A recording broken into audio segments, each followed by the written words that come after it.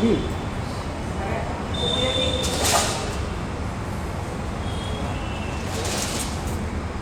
ये गीता की पुस्तकें और हैं, उनको ला कर के यहाँ रख दो, किसी की ज़रूरत हो तो फिर लोग वहाँ जाते हैं तुम्हारे पास।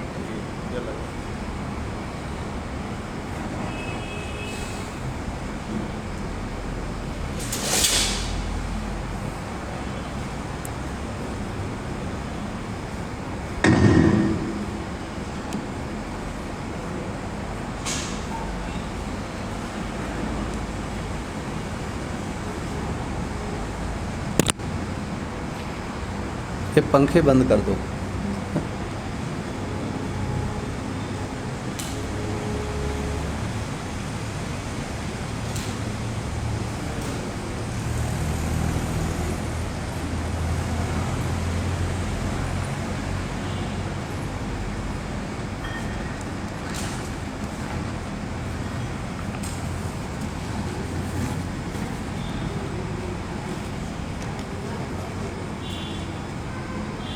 इनको हटा दो, इनको कोई जब मांगेगा तब देना, गीता करेगी।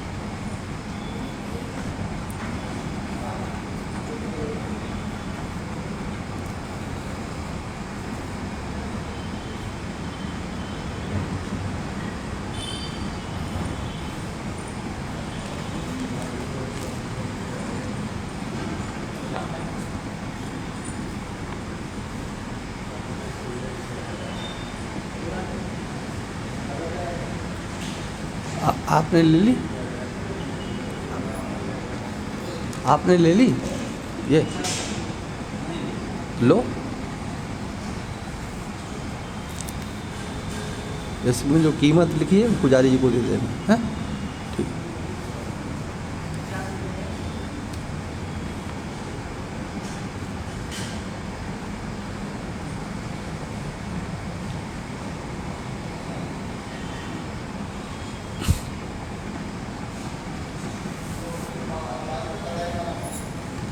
नारायण नारायण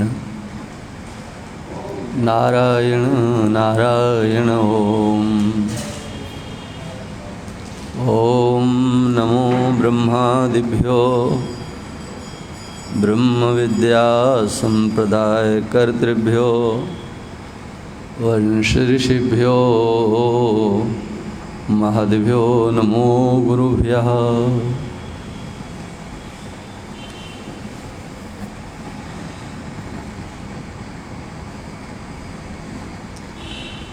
ये खरखराहट कहाँ की है भाई? आपके यहाँ ये खरखराहट आ रही है साउंड में।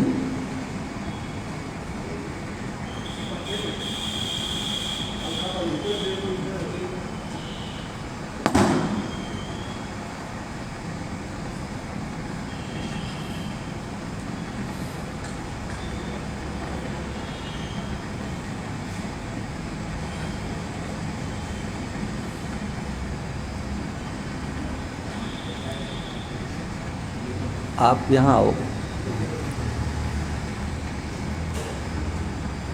आपको ये खरखराहट प्रतीत हो रही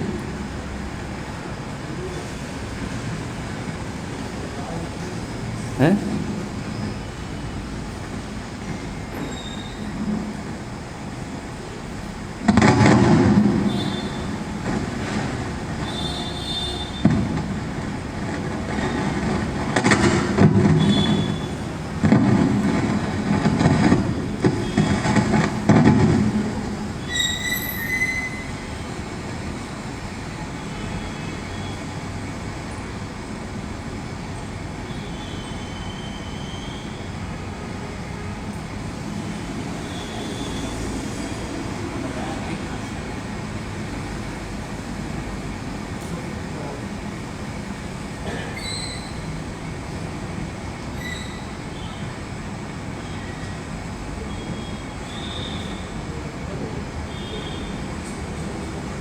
यहाँ देखो, यहाँ खरखराहट आ रही है।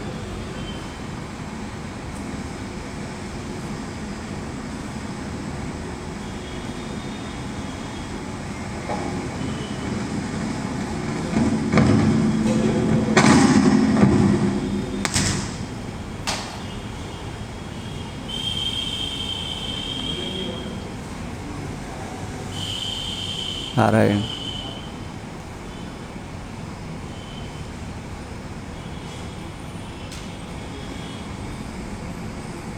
नारायण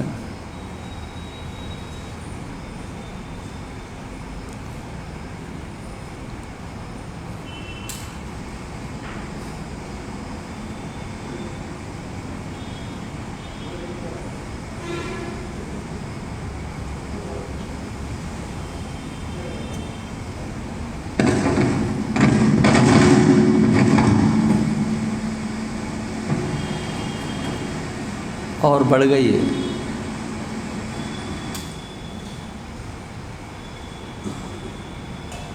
कहीं अन्यत्र से कनेक्शन लीजिए, कहीं अन्यत्र से बढ़ गई।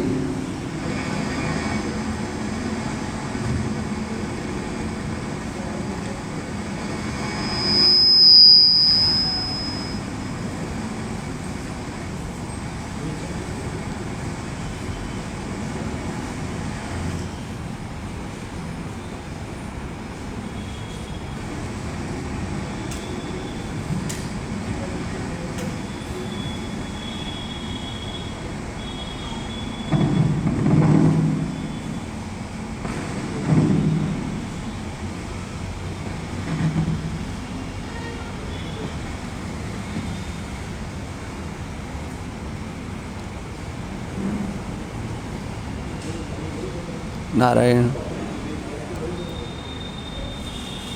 नारायण नारायण नारायण नारायण नारायण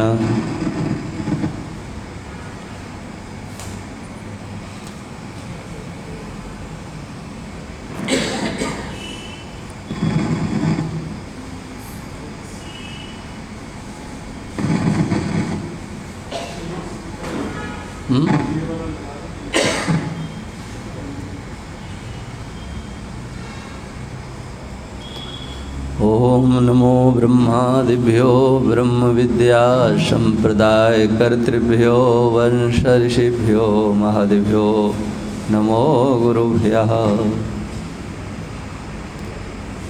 शंकरं शंकराचार्यं केशवं बादरायणं सूत्रभाष्यकृतौ वन्दे भगवन्तौ पुनः पुनः। प्रशान्तभावं शिवमद्वितीयं प्रदायकं मुक्तिमखण्डबोधं प्रणाशकं मोहमदादिदोषान् प्रणमामि तं सद्गुरुवामदेवम्। मङ्गलं दिशतु मे विनायको मंगलम दिशतु मे सरस्वती मंगलम दिशतु मे माहेश्वरी मंगलम दिशतु मे सदाशिवः। ओम श्री राम जय जय राम श्री राम जय जय राम श्री राम जय जय राम। बोलिए सच्चिदानंद भगवान की, श्री राम धाम सरकार की।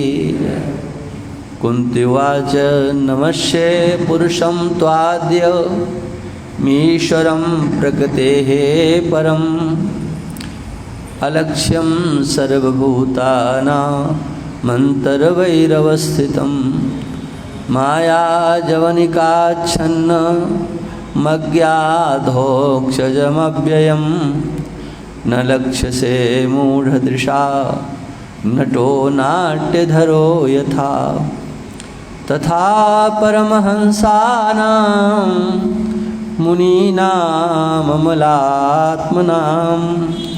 भक्तियोगविधानार्थं कथं पश्येम हि स्त्रियः।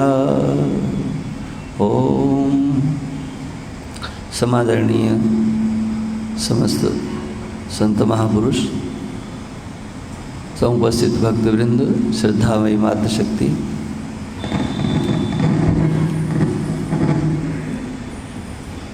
माता कुंती भगवान के स्वरूप का वर्णन करते हुए अस्मदादियों का मन, बुद्धि और चित्त उस स्वरूप के प्रति आकृष्ट करने के लिए 9 विशेषों से विशेषित करते हैं। आप पुरुष हैं, आप आदि हैं, आप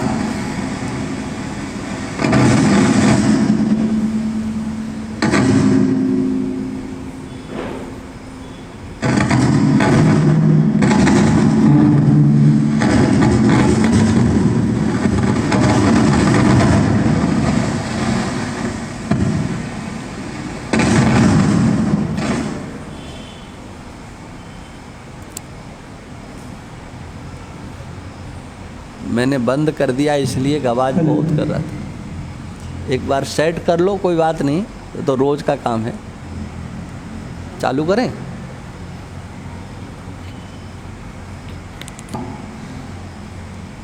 नारायण नारायण। पुरुष के रूप में, सबके कारण के रूप में आदि, सर्व कारण में ईश्वरत्व, ईश्वर में भी वह ईश्वर का स्वरूप जो माया से संबलित नहीं है, माया से युक्त नहीं है, प्रकृति से परे हुए, जो परमेश्वर समस्त भूतों के अंतर भी है, बाहर भी है, अलक्ष्य है, माया जवनिका से आच्छादित है, अधोक्षज है, अव्यय है। ये 9 विशेषण दिए गए। भगवान की उपस्थिति तो सर्वत्र है, उनकी व्याप्ति तो सर्वत्र है, लेकिन सर्वत्र होते हुए भी प्राप्ति नहीं है। सर्वभूतानां अंतर वही स्थितम। आप प्रकृति से परे परमेश्वर आदि पुरुष कैसे हैं? सभी के अंतर स्थित हैं। ये भगवान का स्वरूप जो अंतर है वही बाहर है।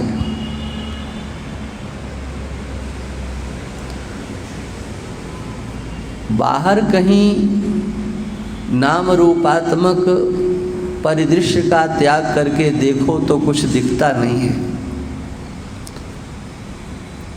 कहाँ उसको देखें?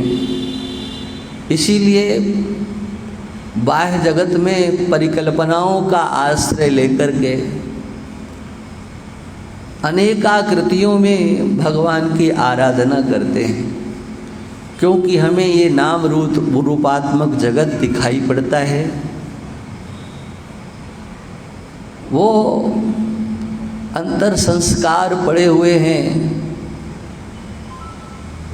और एक सीधी सी बात है, आपकी अपने संबंध में जैसी सोच है,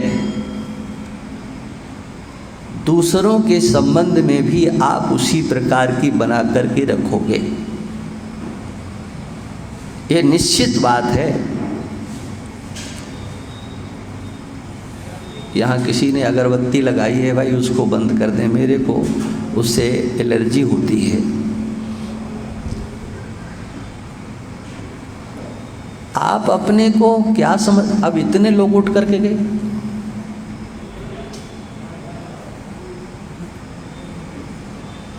आप अपने को कैसा समझते हो वैसे ही आप दूसरों को समझोगे। चाहे किसी भी दृष्टि से आप देखो, शुद्धांतःकरण वाला, जिसका हृदय शुद्ध है,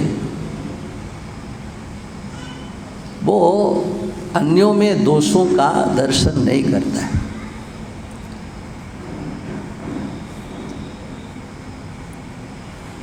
दोषों से युक्त जिसका चित्त होता है,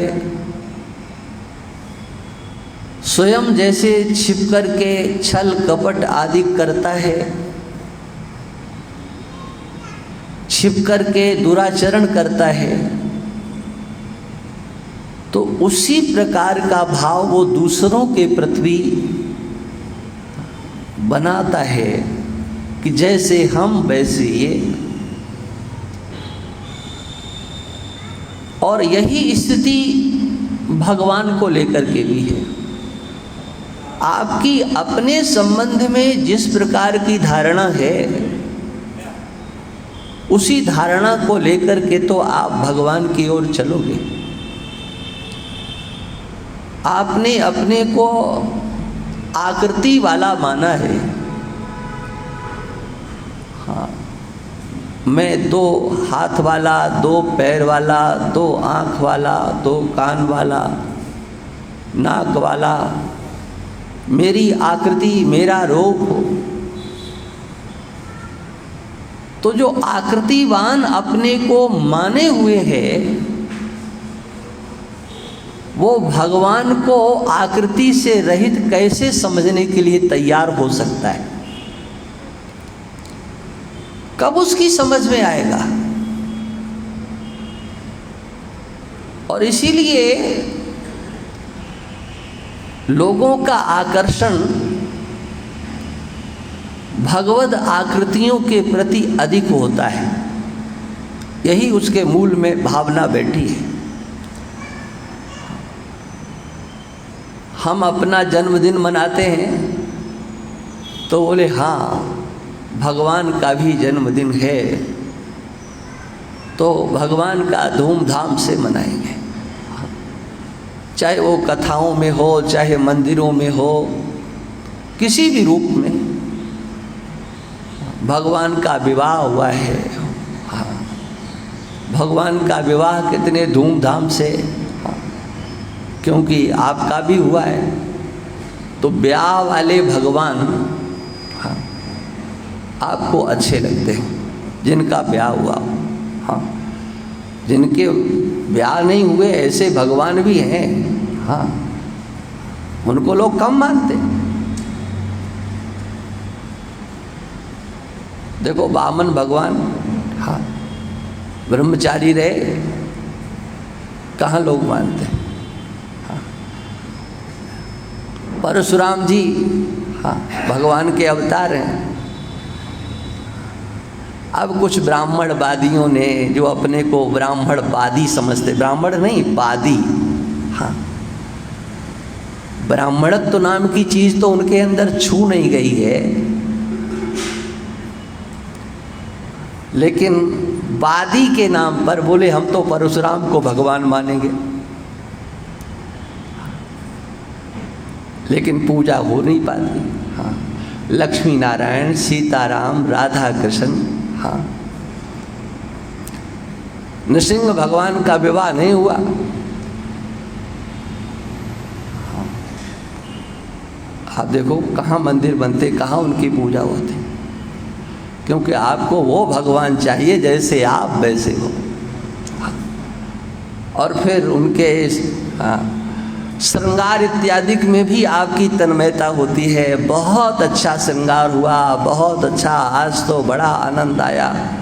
तो भगवान को देख करके आनंद आया कि भगवान के श्रृंगार को देख करके आनंद आया?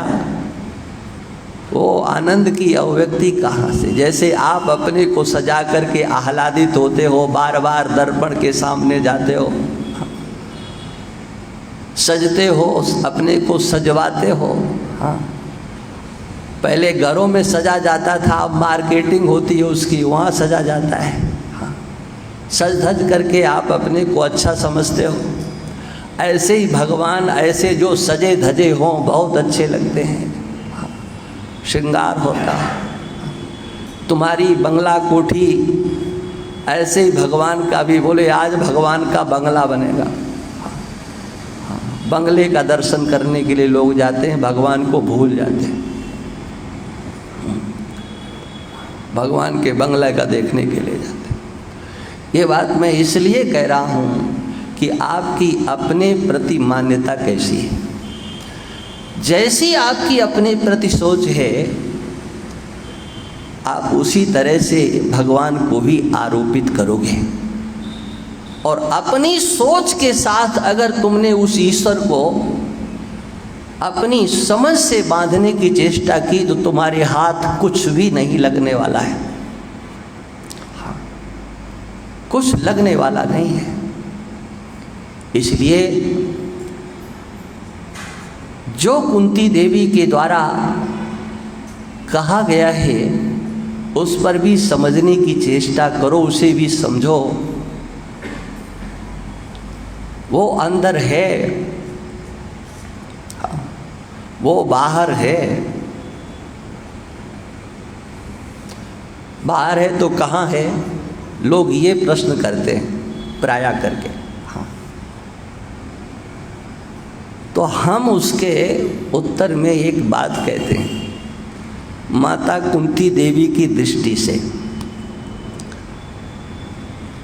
बाहर हम तुम्हें दिखा देंगे, हाँ, और कहो गारंटी ले लें। दावा कर सकता हूं कि बाहर हम तुम्हें दिखा देंगे, अंदर वाले को तुम देख लो।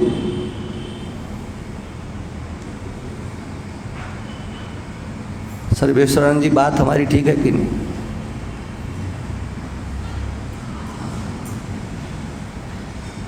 अंदर वाले को तुम देख लो,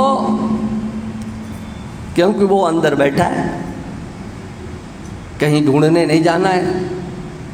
अंदर वाले को तुम देख लोगे तो बाहर वाले को हम दिखा देंगे। जो अंदर वही बाहर है। यदि अंतस्थ के भगवान को देख लिया तो वही भगवान तो बाहर है। हम अंतर के भगवान को नहीं देख पाते हैं, और इसलिए इस नाम रूपात्मक जगत का जो आकर्षण है वो भक्त्याभास से कभी भी बाधित नहीं होता।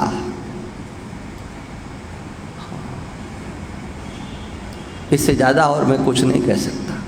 बाधित नहीं हो सकता वो, क्योंकि अंतर के भगवान को हमने समझने की चेष्टा नहीं की।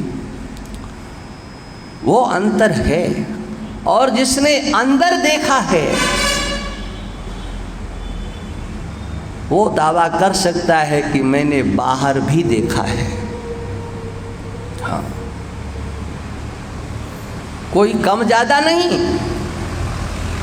घटना बढ़ना नहीं, एक जैसा। भगवत गीता के 13वें अध्याय में भगवान कहते हैं, समम सर्वेषु भूतेषु तिष्ठन्तं परमेश्वरं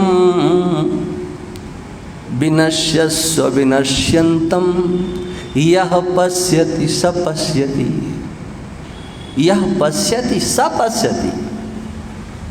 सर्वेषु भूतेषु, जितनी भी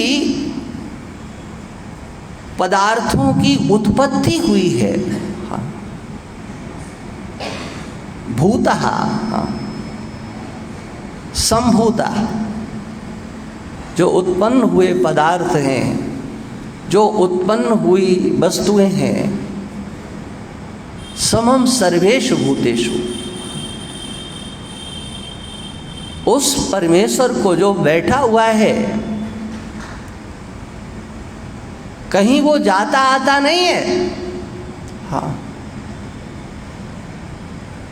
एक वो भगवान होते हैं जो जाने वाले होते हैं, आने वाले होते हैं, और एक भगवान वो न जाते हैं न आते हैं, एक जगह स्थिर है। किसी को भी कभी कोई संदेह नहीं है, सभी आचार्य एक मत से ये स्वीकार करते हैं। क्या? भगवत गीता के द्वितीय अध्याय में जो भगवान के द्वारा सबसे पहले सांख्य योग का प्रतिपादन किया गया है, वह त्वम पदार्थ ही है। माने अंतःकरण उपहित चैतन्य कहो या अंतःकरणावच्छिन्न चैतन्य कहो, उसे आप जीव कहो, उसे आप आत्मा कहो, वो तुम पदार्थ का ही निरूपण है। वेदा विनाशम नित्यम ये नमजमव्ययम एनम आत्मानम अजम अव्ययम यो वेद। जो अज है, अव्यय है, जानता है। कैसा अव्यय है? नित्य सर्वगता स्थाणु रचलो यम सनातना। वो व्यक्त नहीं है, अव्यक्तो या मचिंतो या माँ विकारो या मुच्यते। यहाँ पर समझ लो उस तत्पदार्थ का वर्णन भगवान ने पूरा कर दिया। नित्य सर्वगता स्थाणु रचलो यम सनातना। वो नित्य है, सर्वगत है, सनातन है, स्थाणु है, अचल है, उसमें गति नहीं है। ये आत्मा का वर्णन भगवान ने किया है। आत्मा में कोई गति नहीं है, स्थाणुवत एकदम, हाँ, ठूंठ जैसा। जब कोई सामने आके खड़ा हो जाए और कुछ न बोले न चाले, तो महात्मा लोग यही कहते हैं ठूंठ जैसा आकर के खड़ा हो गया। हाँ? मतलब निष्क्रिय, कुछ कर ही नहीं रहा, अचल है। सोचो, ये बात मैं किस लिए कह रहा हूँ? इसलिए कह रहा हूँ कि जब तुम पदार्थ स्थाणु है, अचल है, सर्वव्यापक है, तो तत्पदार्थ की क्या स्थिति होगी? उसमें आप गति का अनुभव करेंगे? वो कहीं आता जाता है? जब तुम पदार्थ ही गति शून्य है, अचल है, स्थाणु है, तो वो तत्पदार्थ तो सहज, हाँ, भगवान आने जाने वाले भी पुराणों में वर्णित है, लेकिन एक भगवान वह है जिसका वर्णन भगवान कृष्ण गीता में करते हैं 13वें अध्याय में। वैसे तो सब जगह किया है, तुम पदार्थ की दृष्टि से उसको अक्रिय बता दिया, क्रियावान नहीं, अचल है, अपरिवर्तनशील है। लेकिन वही परमात्मा का स्वरूप जब ऐसा, तो बताओ परमात्मा में चलना फिरना कहाँ से, आना कहाँ से, जाना कहाँ से? रामचरितमानस में एक प्रश्न है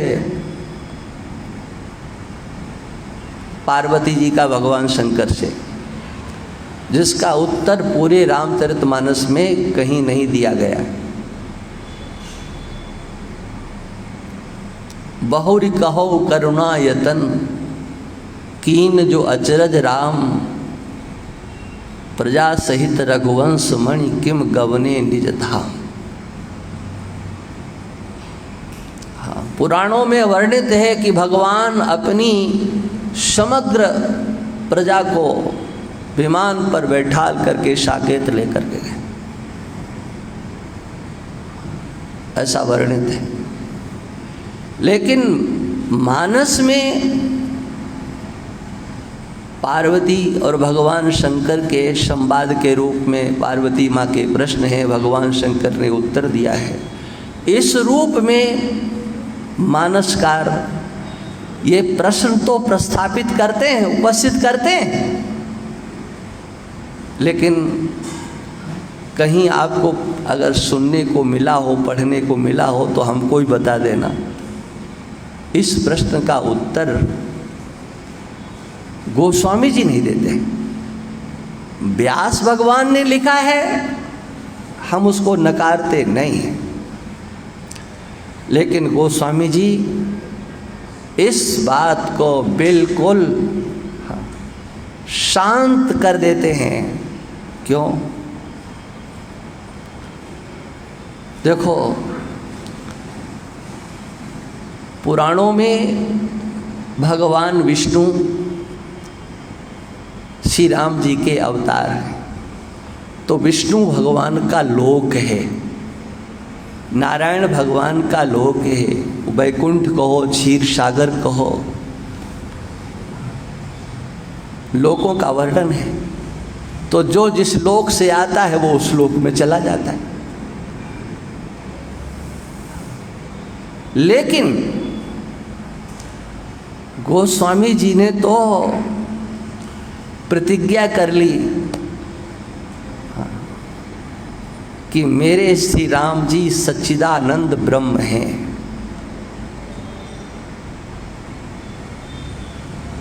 अगर वो सगुण साकार स्वरूप से विधि हरिहर तप देख अपारा, देखिए आप मूल को, हाँ,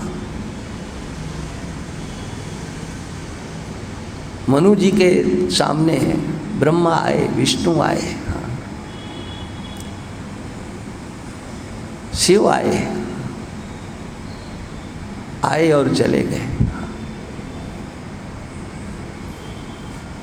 आए और गए। लेकिन भगवान श्री राम को जिनकी वो आराधना कर रहे थे, वो स्वरूप क्या है? सुमरई ब्रह्म सच्चिदानंदा, वो जो ब्रह्म सच्चिदानंद स्वरूप है, वो सच्चिदानंद स्वरूप की अभिव्यक्ति करना चाहते हैं, और गोस्वामी जी अभिव्यक्ति भी करा देते हैं। वो अभिव्यक्त हुए, लेकिन कहां से आए, किस लोक से आए, ये वर्णन नहीं है। और इसीलिए हाँ, ब्रह्म तो सर्वत्र है, हाँ, अग जग में सब रहित विरागी, सब में है और सबसे अलग है। देश काल दिस विदसौ माई, कहु सो कहा जहां प्रभु नाही।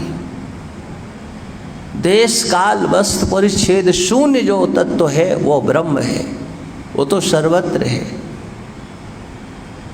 और इसीलिए ब्रह्म सच्चिदानंद घन, रघुनायक जहां भूप, तो जो सच्चिदानंद घन ब्रह्म है वो कहाँ जाएगा और कहाँ से आएगा?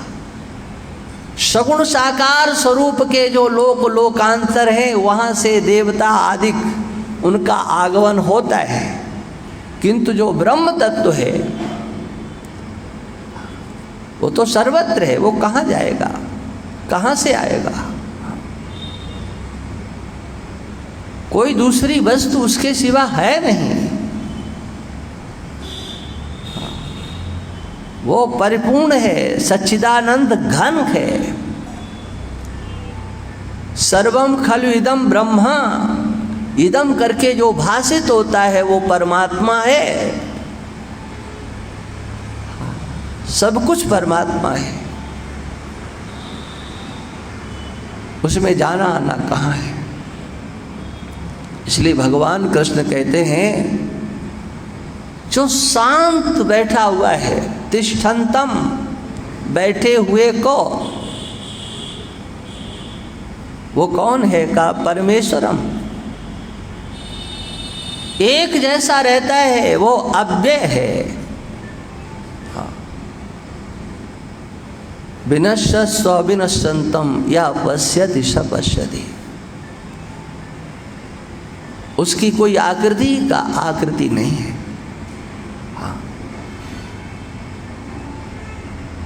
उसको परमेश्वर कहो, उसको परमात्मा कहो, पुरुष कहो, वो एक जैसा ही है। अनादित्वात् निर्गुणत्वात् परमात्मा यमव्ययः। जो अनादि है, निर्गुण है, अव्यय है, पुरुष है, वो परमात्मा।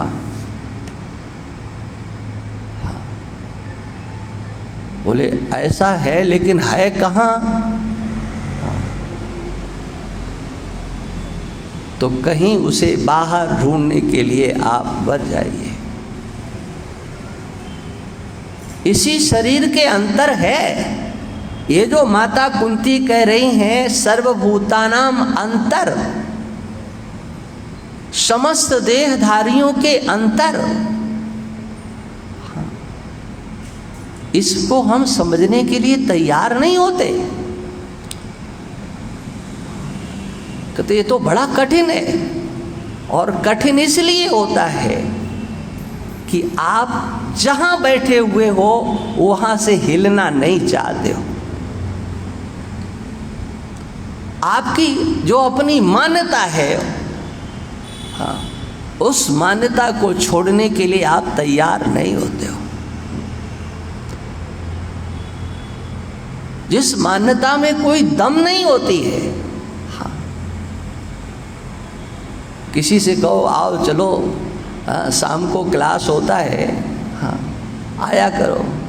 महाराज हमारे तो दम नहीं है, ताकत नहीं है। हाँ, वो सुनने के लिए ताकत चाहिए क्या? हाँ, क्यों? बोले हम तो हमारा दासो हम करने वाले। हाँ, दासो हम माने, हाँ, इस शरीर में अपनी अहंता को बैठाल करके जीने वाले, इस आकृति को ही सर्वस्व समझने वाले, यही मैं हूं, हाँ, ऐसी सोच रखने वाले, हाँ, वो अंतर बैठे हुए ईश्वर को कभी समझ नहीं सकते। और जानते हो, एक बात तो कड़वी है लेकिन कहूँगा जरूर, क्योंकि आप जानते हो कि अपना स्वभाव ही ऐसा है। हाँ, कहूँगा जरूर। जो इस सच्चाई को समझने को तैयार नहीं है, वो अपनी आत्महत्या कर रहा है।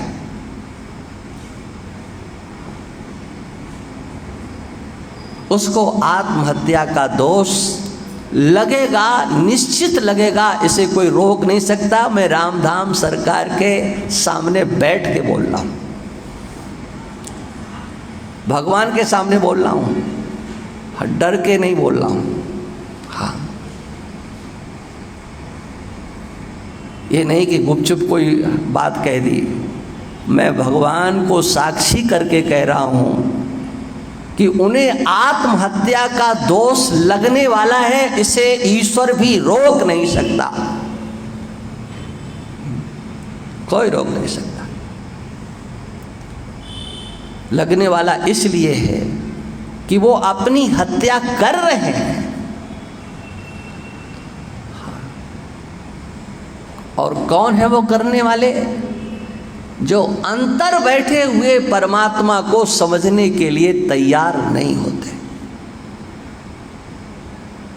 अंतर बैठे हुए भगवान को समझने को तैयार नहीं होते। भगवान ने,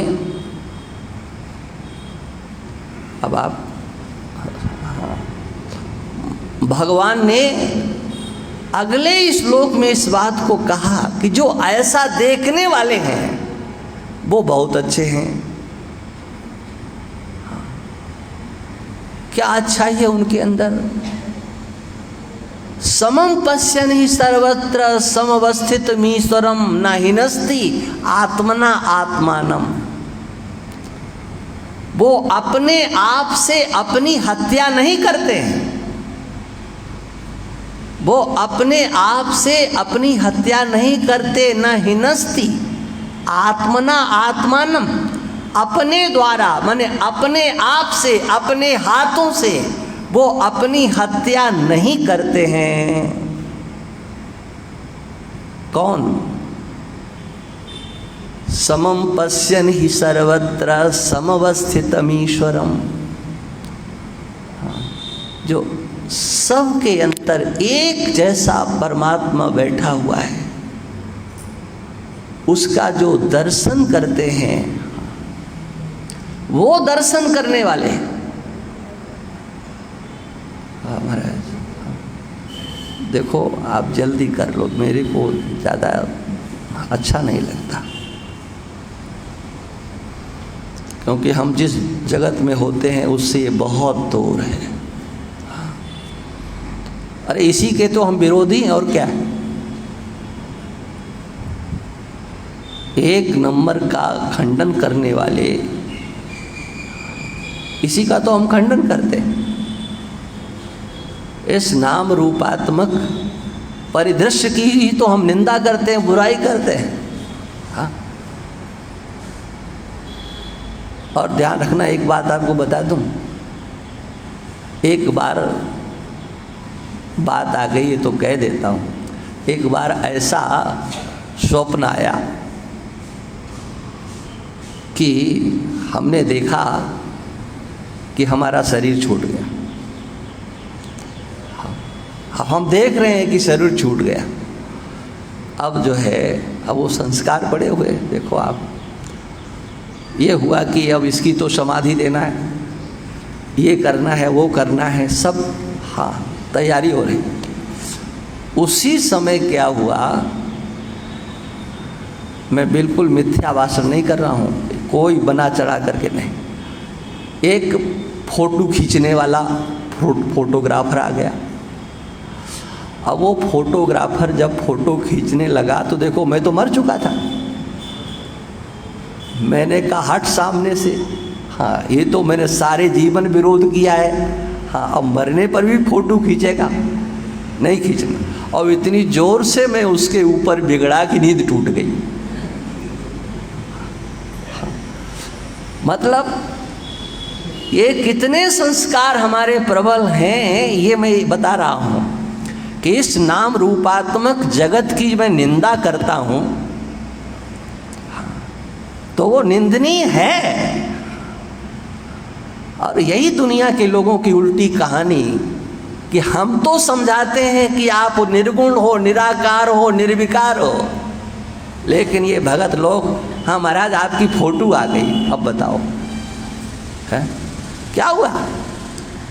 हम तो ये कहते हैं कि हम ये शरीर नहीं है, और आप हमको बार बार याद दिलाते हो कि तुम तो यही हो। तो बताओ हमारी तुम्हारी निभेगी कैसे। हाँ, ये समझो बात। चलो हम उसी बात पर आते हैं। वो क्या है, अंतस्थ जो परमात्मा है उसको देखना आवश्यक है, और जो देख लेते हैं न आत्मना आत्मानम हिनस्ति, और जो उसको नहीं देखते हैं तो इसका मतलब क्या हुआ, नहीं देखते हैं तो वो अपने आप से अपनी हत्या ही कर रहे हैं। इसके सिवा कोई दूसरा मार्ग नहीं है, ध्यान रखिए। पुमान भवाब्धिम न तरेत स आत्महा, भगवान कृष्ण कहते हैं भागवत में, और ये भी भगवान कृष्ण का वचन है। अंतस्थ भगवान बैठे हुए हैं, इनको समझने की चेष्टा करो। माता कुंती कह रही हैं अंतः सर्वभूतानाम अंतः, किसी गरीब के, अमीर के, छोटे के, बड़े के, कहीं कोई भेद नहीं है। हाँ। भगवत गीता में 10वें अध्याय को आप देखेंगे, इसी स्थिति को स्पष्ट करने के लिए अर्जुन का प्रश्न है। हम तो समझते हैं कि हम भगवान को जानते हैं। हाँ, क्या जानते हो? बोले द्वारकाधीश भगवान की। हाँ? हम जानते हैं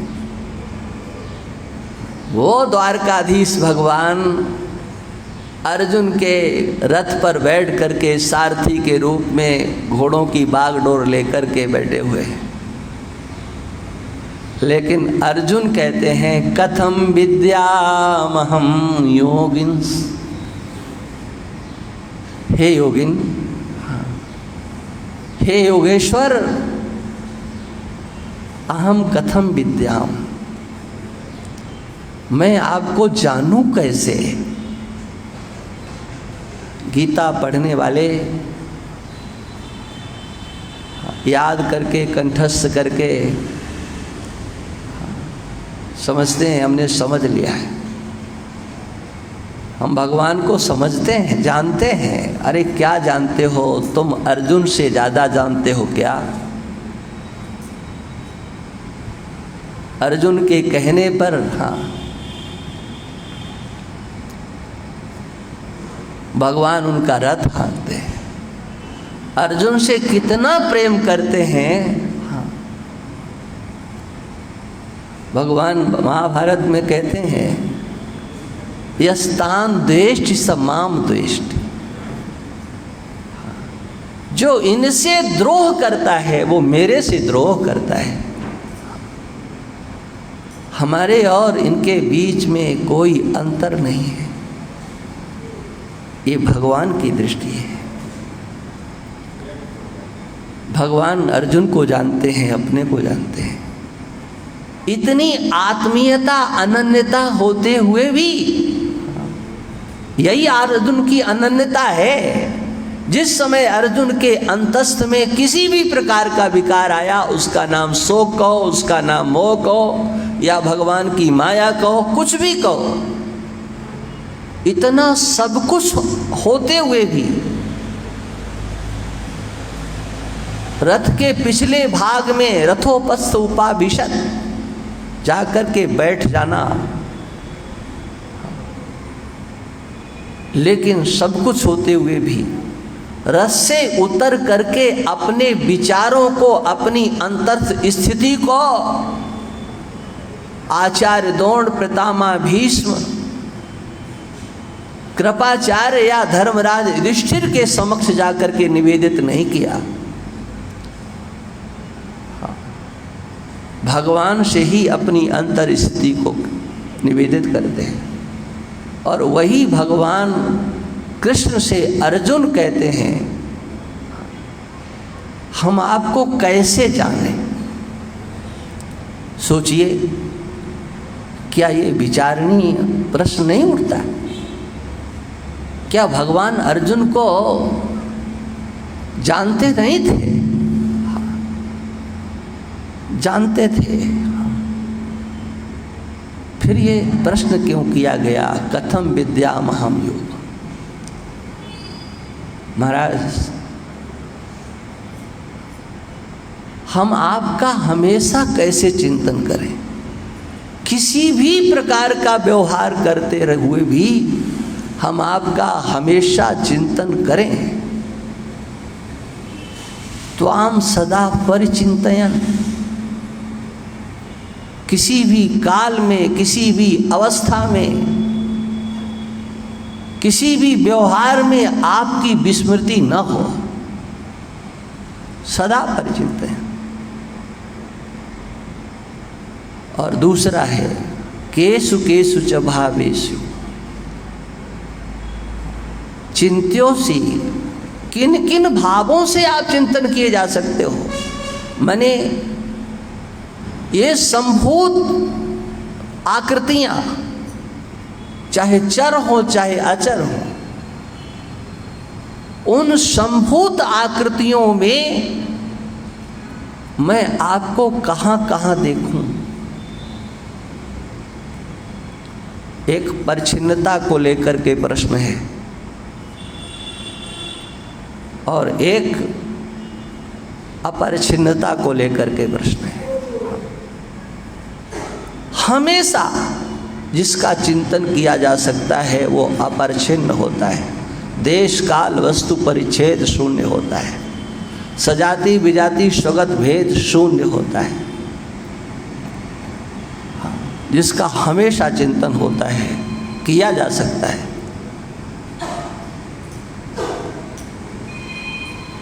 देखो भगवान ने उत्तर दिया,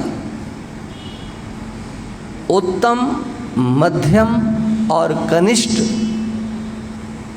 3 प्रकार के अधिकारियों के लिए भगवान ने 3 स्वरूपों का वहां पर वर्णन किया है। यहाँ पर माता कुंती जिसकी चर्चा कर रही हैं, वो तो उत्तम स्थिति को जो प्राप्त कर चुके हैं वह वहाँ तक पहुँचते हैं। उनकी दृष्टि का वो विषय बन जाता है और इसीलिए भगवान 3 रूपों से अपना वर्णन करते हैं।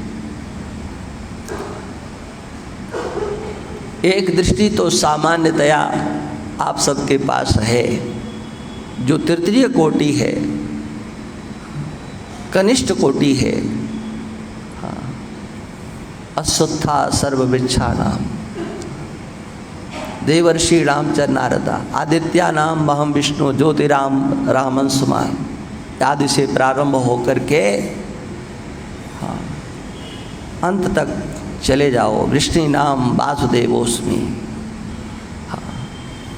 वृष्टियों में मैं वासुदेव। अर्जुन को छोड़ना नहीं। अरे हमारे तुम्हारे अंदर कोई अंतर थोड़ा ही है। वृषवंशियों में मैं हूँ। हाँ, पांडवा नाम धनंजया। हाँ, पांडवा नाम धनंजया। अब ये किसको कह रहे हैं भगवान? सोचो जरा, कह किसको रहे? पांडवा नाम धनंजया।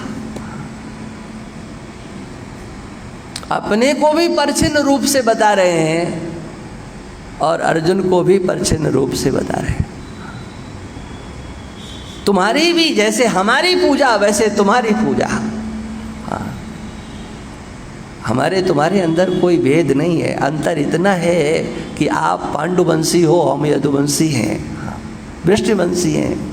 वृष्णि नाम वासुदेवोस्मि, पांडवा नाम धनंजया। देखो धर्मराज युधिष्ठिर सबसे बड़े हैं। हाँ, लेकिन भगवान कहते हैं पांडवों में अगर कोई पूजनीय है तो उसका नाम अर्जुन है, उसका नाम धनंजय। धनंजय मेरा स्वरूप है। भगवान अर्जुन को अपना स्वरूप कहते हैं। वृषवंशियों में मैं श्रेष्ठ हूँ और पांडवंशियों में अर्जुन सर्वश्रेष्ठ है। ये तृतीय कोटि का वर्णन भगवान ने किया। द्वितीय कोटि का भी वर्णन है। हाँ, प्रथम कोटि का भी वर्णन है। इस प्रथम कोटि के भगवान को यदि आपने नहीं समझा तो आपको कभी ना अंदर भगवान दिखाई पड़ेंगे और न कभी बाहर दिखाई पड़ेंगे। इसलिए मैंने जो पहले कहा कि अंदर के भगवान को अगर तुम देख लेते हो तो बाहर के भगवान को हम दिखा देंगे। हाँ, परिच्छिन्न रूप से नहीं, अपरिच्छिन्न रूप से। परिच्छिन्न रूप से तो आप कहीं भी बैठाल देते हो। हाँ, हो गए भगवान, पूजो इनको। हाँ, अनेक प्रकार से आप आराधना उपासना करते हो। मध्यम कोटि के भगवान को भी अगर समझ लो तो भी बहुत कुछ हो जाएगा। अहमादिश्च मध्यम च भूतानामंत एव च। मैं सबका कारण, सबके मूल में बैठा हुआ, जिसके लिए कुंती देवी ने कहा नमस्ये पुरुषम त्वाद्य त्वाद्यम त्वाम आद्यम पुरुषम नमस्ये। किसके आदि? समस्त इस कार्य जगत के, इस कार्य जगत के मूल में जो अव्यक्त नामना प्रकृति, वह उसके भी मूल में अहम आदिश्य, उस महामाया की रचना के मूल में भगवान, और कहा बीच में भी मैं हूँ और बाद में भी मैं हूँ। ये मध्यम कोटि के साधकों की साधना के लिए भगवान, और उत्तम कोटि के साधकों के लिए भगवान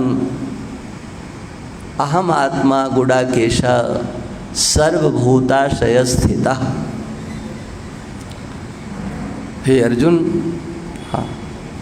कोई भी ऐसा हृदय नहीं है जहाँ पर मैं नहीं हूँ।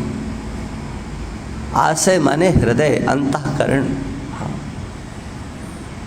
जो प्राणी है उस प्राणी के अंतस्थ में मैं हूँ। अहमेव, मैं ही हूँ। किस रूप में हैं आप? तो भगवान कहते हैं आत्मा के रूप में मैं हूँ। अहम आत्मा, कोई आत्मा दूसरा नहीं है। ये आत्मा की चर्चा को संसार के रूढ़वादी दुराग्रही कहते हैं कि ये तो काहे की चर्चा है। ये क्या है, इसमें क्या रखा है? इसको ये भगवान की चर्चा नहीं मानते हैं। भगवान प्रथम पंक्ति में यही कहते हैं अहम आत्मा, मैं आत्मा हूँ।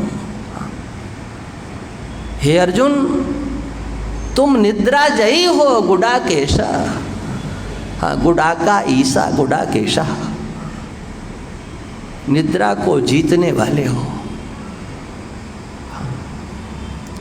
मने तुम्हारे अंतस्थ हमेशा प्रकाश है। तुमने निद्रा को जीत लिया है। हमेशा जागृत रहने वाले हो। तुम्हारी कर्मेंद्रियां, ज्ञानेंद्रियां, अंतःकरण कभी सुप्त नहीं होने वाले हैं। तुम्हारा ज्ञान जागृत रहता है। तुम गुडाकेश हो। तुम मेरे इस स्वरूप को समझने की चेष्टा करो। आत्मा के रूप में मैं हूँ। कोई ऐसी जगह नहीं है जहाँ पर मैं नहीं हूँ। अंतर, जो ईश्वर है, कल या परसों ये चर्चा आई थी, ये तो चलने वाली चर्चा है। ईश्वरा सर्वभूतानां हृदयेशे अर्जुन तिष्ठति। सबके हृदय में भगवान रहते हैं। ये कहने वाले भी भगवान कृष्ण हैं, और ये कहने वाले भी भगवान कृष्ण हैं। अहम आत्मा गुडाकेश सर्वभूताशय स्थिता। हे गुडाकेश, हे अर्जुन, मैं आत्मा सबके हृदय में। तो अब प्रश्न होगा कि आत्मा की भगवान, ईश्वर की आत्मा सर्वभूतानां हृदय से, समस्त प्राणियों के हृदय में, आशय में, आशय कहो, अंतःकरण कहो, हृदय कहो, एक ही बात है। ईश्वर का आश्रय है, ईश्वर है। और यहां भगवान कहते हैं सबके आशय में मैं आत्मत्वेन हूं। इसी हमारे आपके शरीर के अंदर वही आत्मा के रूप में है। अनादित्वात् निर्गुणत्वात् परमात्मा यमव्ययः, कहीं सातवें आसमान पर नहीं, शरीरस्थोपि कौन्तेय, शरीर में स्थित है। न करोति न लिप्यते, समम सर्वेषु भूतेषु तिष्ठन्तं परमेश्वरम। उस परमेश्वर को देखो जो सबके अंतर है। और जब अंतर नहीं दिखता है तो ध्यान रखना, बाहर की परिकल्पनाओं में ही हम उलझ करके रह जाते हैं। अपने को हमने 3.5 हाथ का पुतला माना है, जो कि तुम कभी नहीं हो, कभी हो ही नहीं सकते हो।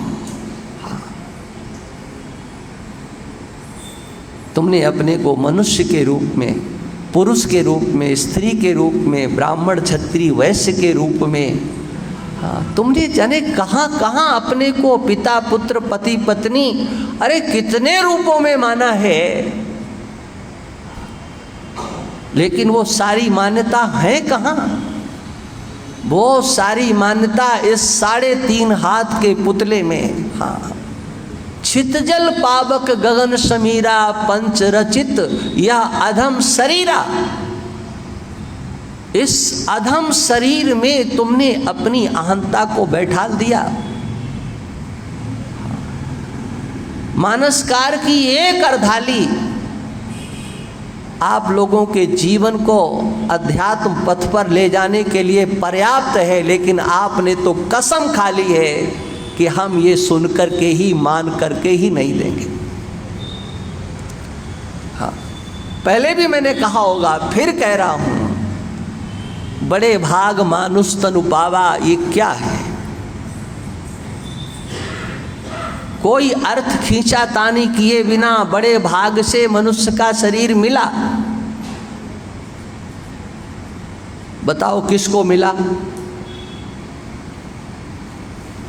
मनुष्य का शरीर किसको मिला है? कोई उत्तर देगा? मनुष्य का शरीर किसको मिला? जो वस्तु प्राप्त होती है, प्राप्त करने वाला अलग होता है कि नहीं है? प्राप्त की गई वस्तु, प्राप्त करने वाला अपनी सत्ता अलग रखता है। लेकिन मूर्खता ये है क्या कि प्राप्त की गई वस्तु में ही अपनी सत्ता को झोंक देना। हाँ, ये शरीर तुमको मिला है, तुम बताओ मनुष्य कैसे हो गए? हाँ, तुम अपने आप को समझने की चेष्टा करो। इसका नाम सत्संग है, ध्यान रखना। ये नानी बाई का मायरा नहीं है जो नाच के चले जाओगे। हाँ, ये शरीर तुमको मिला है, मानवाकृति तुम्हें प्राप्त हुई है, तुम इससे अलग हो।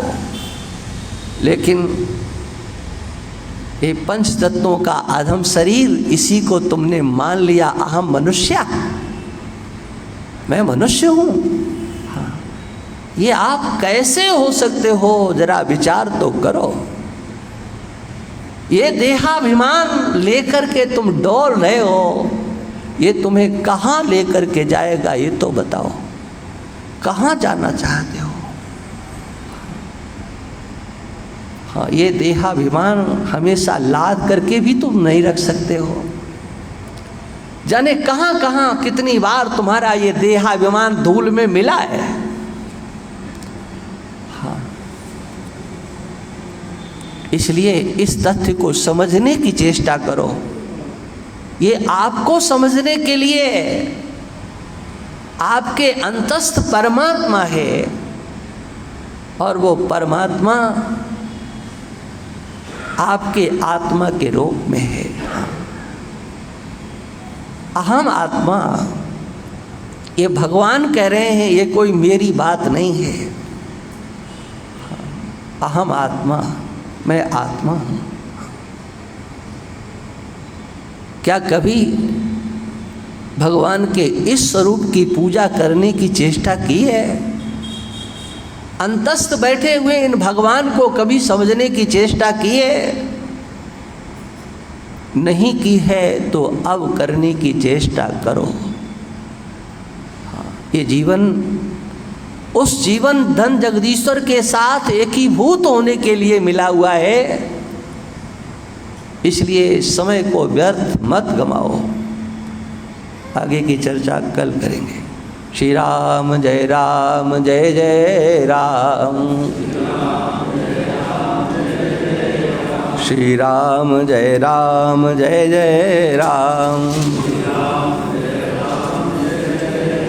श्री राम जय जय राम। बोलिए सच्चिदानंद भगवान की, श्री राम धाम सरकार की, सत्य सनातन धर्म की, धर्म की अधर्म का प्राणियों में विश्व का, गौ माता की जय। गौ हत्या। नमः पार्वती पते हर हर महा। अब देखो